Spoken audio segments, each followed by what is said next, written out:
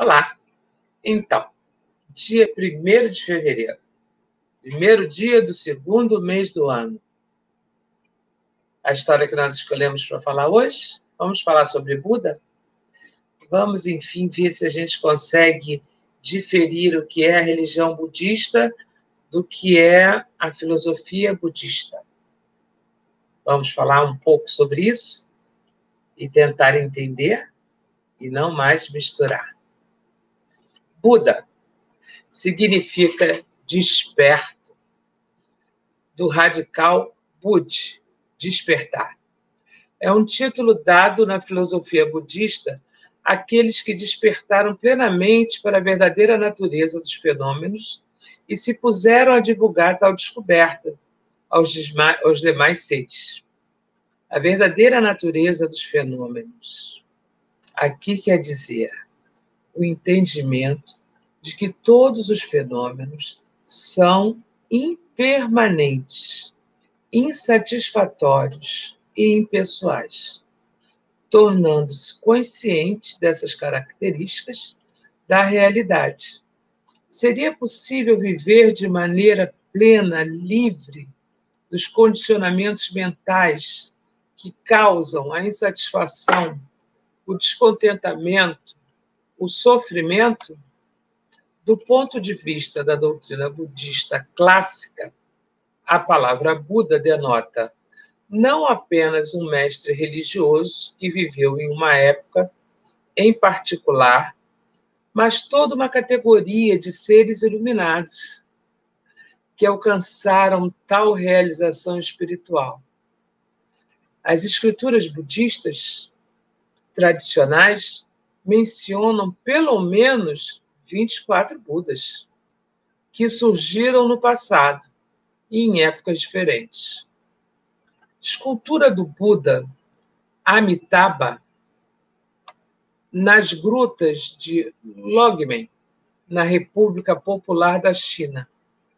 O budismo reconhece 3 tipos de Buda, dentre os quais o termo Buda é normalmente reservado para o primeiro tipo,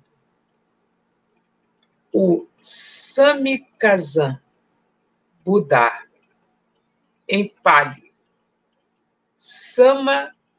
Samudama, a realização do Nirvana exatamente a mesma nos 3 tipos de Buda. Mas, o Samakazan Buddha expressa mais qualidades e capacidades que os outros 2 tipos de Buda.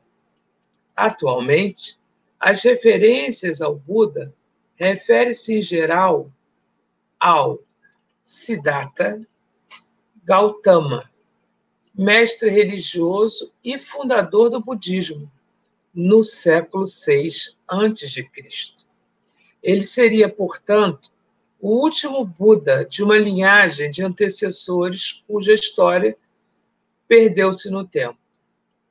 Conta a história que ele atingiu a iluminação durante uma meditação sob a árvore Bodhi, quando mudou seu nome para Buda, que quer dizer desperto.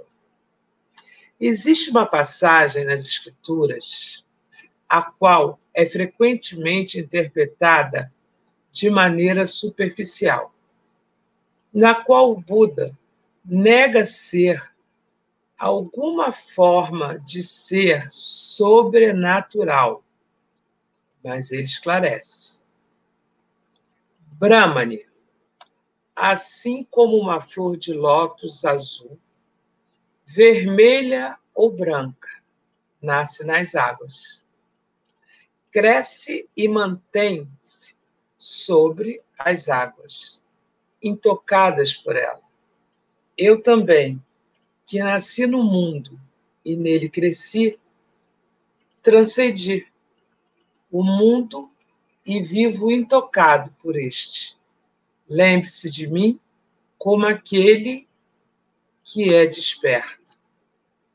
Com isso, ele rejeitava qualquer possibilidade de ser tomado como um Deus, mas reafirmava a característica transcendente de sua vivência espiritual e do caminho da libertação que oferecia para os demais seres. Nesse sentido, o Buda exerceu um papel importante de democratização da religião, que até então estava sujeita ao arbítrio da casta dos brahmanes.